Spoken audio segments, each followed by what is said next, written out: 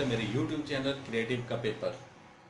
आज हम करने जा रहे हैं क्लास 6 का पहला क्वेश्चन, जो कि है ए बी रेखा में सी बिंदु से लंब उठाओ जबकि सी बिंदु लगभग मध्य में दिया हुआ है। क्वेश्चन है हमारे पास, फ्री हैंड आपको समझाने की कोशिश कर रहा हूं। ए बी बिंदु सी आपके लगभग मध्य में दिया हुआ है और इस सी बिंदु से हमने लंब उठाना है। लंब उठाने का मतलब होता है जब दो रेखाएं आपस में 90 डिग्री पे मिलती हैं तो उसे लंब कहते हैं। और उठाना है तो उठाने का मतलब हम नीचे से उठा पाएंगे। तो सी बिंदु कहां दिया होगा? एक भी रेखा में लगभग मध्य के ऊपर दिया होगा। ये हमारे पास दोनों रेखाएं आपस में 90 डिग्री के कोण पे होनी चाहिए। तो यही हमारा क्वेश्चन है, तो इसको सॉल्व करते हैं।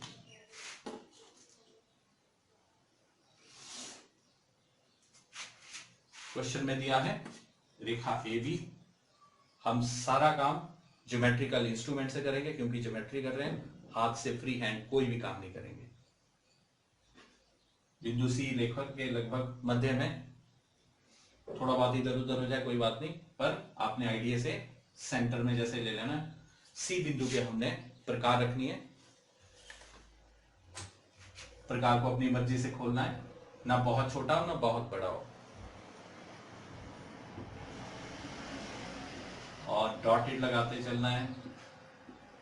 ये चाप हमारे पास डॉटेड में होनी चाहिए क्योंकि क्रिया की रेखा है। क्रिया की रेखा हमारे पास या तो हल्की होती है या हमारे पास डॉटेड में होती है। तो हमारे पास जहां ये ए बी रेखा को काटती है बिंदु आ गया हमारे पास बी।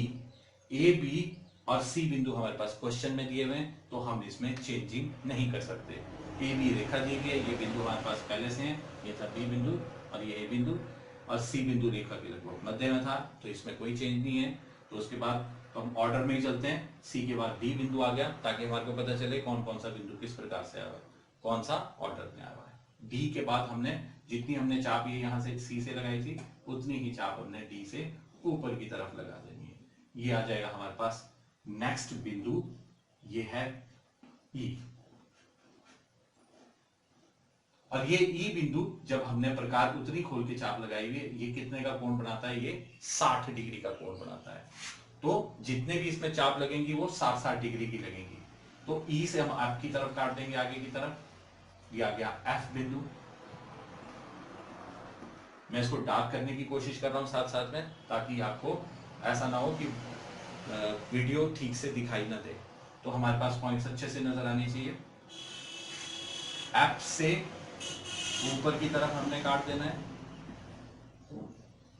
और ई से भी ऊपर की तरफ काट देना है।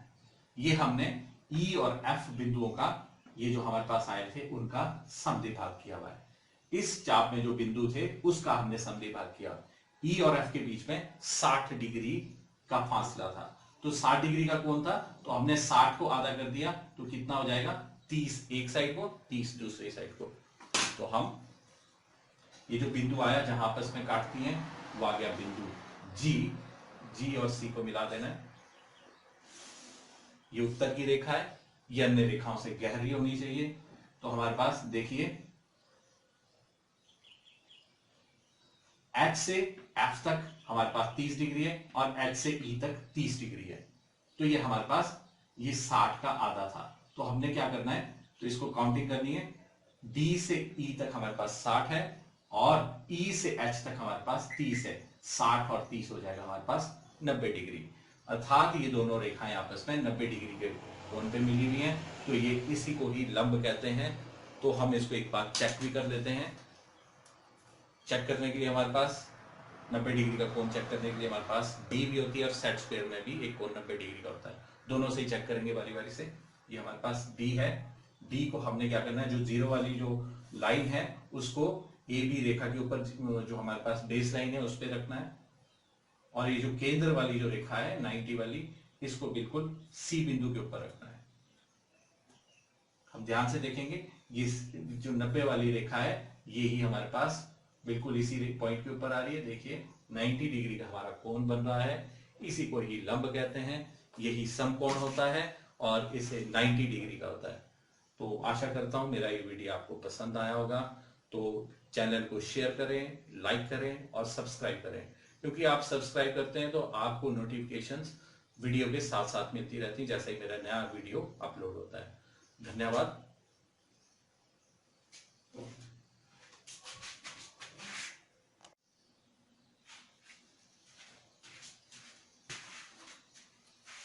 अगर हम इसी क्वेश्चन को हम सेट स्क्वायर द्वारा चेक करना चाहेंगे, जैसे मैंने कहा था कि दो रेखाएं आपस में इस त्रिभुज में भी 90 डिग्री पे मिलती हैं, तो ये हमारे पास ध्यान से देखेंगे इधर को भी 90 का कोण बन रहा है और दूसरी साइड में भी कि 90 का कोण बन रहा है, क्योंकि इस सेट स्क्वायर में एक कोण 90 का बनता है। तो ये हमारे पास क्वेश्चन की तस्दीक हो गई है, ये क्वेश्चन हमारे पास सही है।